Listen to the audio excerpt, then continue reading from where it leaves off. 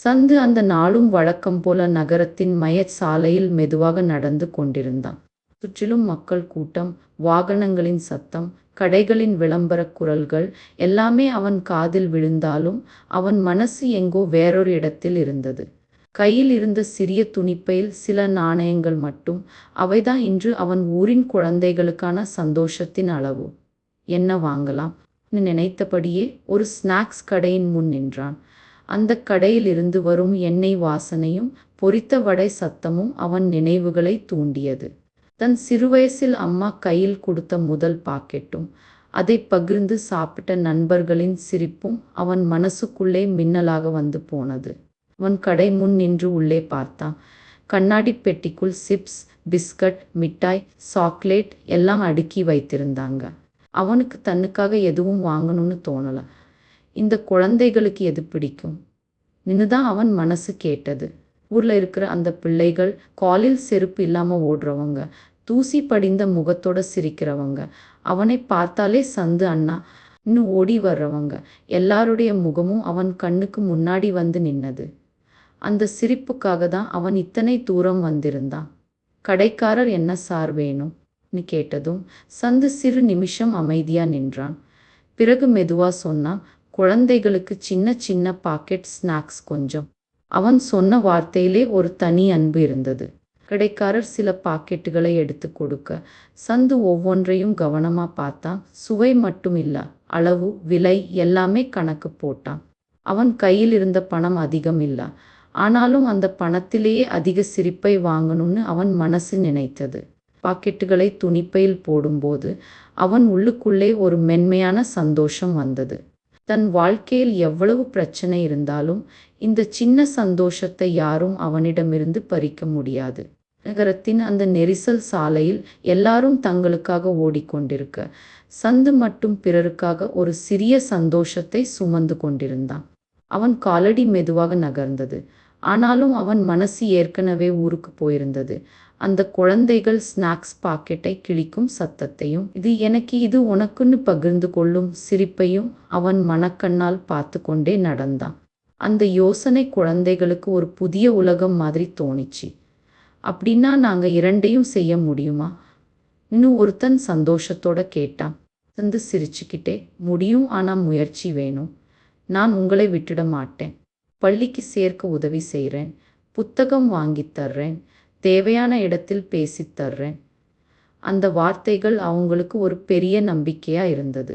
சில நாட்களுக்குள்ளேயே சந்து அவங்க எல்லாரையும் பள்ளிக்கூடத்தில் சேர்த்தான். முதன்முறையாக யூனிஃபார்ம் போட்டுக்கிட்டு புது புத்தகங்களை கையில் பிடிச்சுக்கிட்டு அவங்க பள்ளிக்கூட வாசல் நுழைந்த அந்த நாள் அவங்க வாழ்க்கையில ஒரு புதிய தொடக்கம் மாதிரி இருந்தது. அதுக்கப்புறம் சந்து அவங்களை மறக்கல. ஒவ்வொரு 3 மாதத்துக்கும் ஒரு முறை வந்து அவங்க படிப்பு எப்படி இருக்கு, வேலை எப்படி போகுது, ஏதாவது கஷ்டமா இருக்கான்னு கேட்டுக்கிட்டே இருந்தான். தேர்வு நேரத்துல உதவி, நோட்டு புத்தகம் வாங்கி தருவது, ஆசிரியர்களோட பேசுவது எல்லாமே அவன் பார்த்துக்கிட்டான். குழந்தைகள் மெதுவா மாற ஆரம்பிச்சாங்க. முன்னாடி கடை கண்ணாடிக்குள் பிஸ்கட்டை பார்த்து ஆசையோட நின்னவங்க இப்போ நூலகத்துல புத்தகங்களை பார்த்து கனவு காண ஆரம்பிச்சாங்க. அந்த மாற்றத்தை பார்த்த சந்துவுக்கு புரிஞ்சது ஒன்றுதான். ஒரு மனிதன் இன்னொரு மனிதனுக்கு கொடுக்கிற சிறிய வழிகாட்டுதல் கூட ஒரு தலைமுறையின் வாழ்க்கையை மாற்றும் சக்தி உடையது. சந்து அந்த நாளிலிருந்து வியாபாரி மட்டும் இல்ல, ஒரு அமைதியான ஆசிரியனாகவும் மாறிட்டான். வார்த்தைகளால் அல்ல, வாழ்க்கையாலே பாடம் சொல்லும் ஒரு மனிதனாக. பல நாட்கள் கடந்த பிறகு கிராமத்தின் காலை வழக்கம் போல அமைதியாக தொடங்கிய ஒரு நாளில் சந்து தன் கடை முன் நின்று பழைய கணக்கு புத்தகங்களை புரட்டி கொண்டிருந்தான். சூரியன் மெதுவாக மேலே எழுந்து மண்ணின் மனம் காற்றில் கலந்திருந்த அந்த நேரத்தில் தூரத்தில் இருந்து ஒரு இளைஞன் நடந்து வருவதை அவன் கவனித்தான். அவனுடைய நடையில் ஒரு நம்பிக்கை, முகத்தில் ஒரு உறுதி. சந்து முதலில் அவனை சரியாக அடையாளம் காண முடியவில்லை. ஆனாலும் அந்த கண்களில் ஏதோ ஒரு பரிச்சயம் இருந்தது. அருகில் வந்ததும் அந்த இளைஞன் சிரித்து கொண்டே அண்ணா, சந்து அண்ணா என்று அழைத்தான். அந்த குரல் கேட்ட நொடியில் சந்துவின் மனசுக்குள் ஏதோ ஒன்று அசைந்தது. யாரடா நீ என்று கேட்டான் சற்று குழப்பத்தோடு. உடனே அந்த இளைஞன், அண்ணா, நான் அர்ஜுன், உங்களுக்கு ஞாபகம் இருக்கா என்றான். அர்ஜுன் என்று சொன்னதும் சந்துவின் நினைவில் பல வருடங்களுக்கு முன் பூங்காவில் உட்கார்ந்து சில குழந்தைகளுக்கு வாழ்க்கை பற்றி பேசிக் கொண்டிருந்த காட்சி திடீரென்று தோன்றியது. பிஸ்கட் கேட்டு கொண்டிருந்த சிறுவர்களில் ஒருவன் கல்வி பற்றி கேட்ட கேள்விகள், வேலை செய்து படிக்கலாம் என்ற அவன் சொன்ன வார்த்தைகள் எல்லாமே ஒரு படமாக மனதில் ஓடியது. இந்த அதிர்ச்சியோடு அர்ஜுனா, நீயா என்று கேட்டான். அர்ஜுன் சிரித்துக்கொண்டே, ஆமா அண்ணா, அதே அர்ஜுன்தான். இப்போ உங்களை பார்க்க வந்தேன், ஒரு பிசினஸ் டீலுக்காக என்றான். அந்த வார்த்தையை கேட்டதும் சந்து சிரித்தாலும் அதுக்குள்ளே ஒரு ஆச்சரியம் மறைந்திருந்தது. என்னடா சொல்றே, இவ்வளவு வயசுல பிசினஸ் டீலா என்று கேட்டான். அர்ஜுன் சற்றே அமைதியாக ஆனாலும் உறுதியோடு பேச ஆரம்பித்தான்.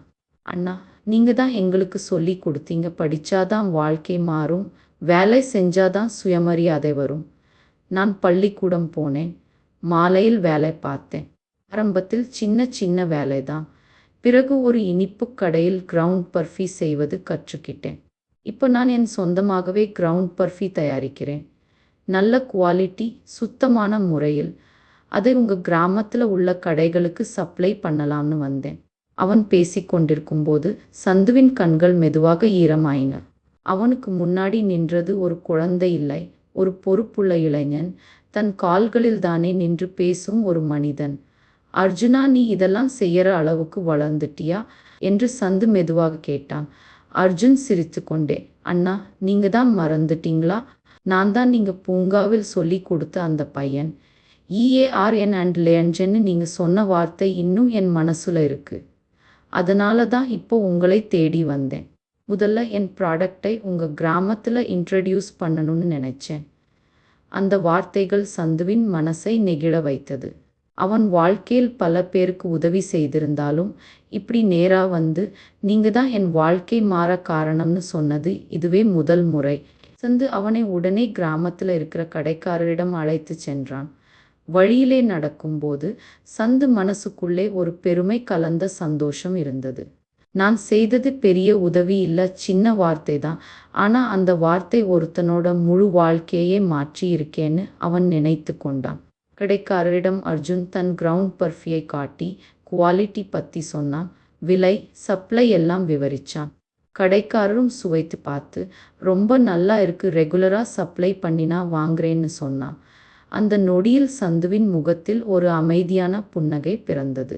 அர்ஜுன் சந்துவை பார்த்து, அண்ணா, நீங்க அப்போ எங்களுக்கு பிஸ்கட் கொடுத்தீங்க.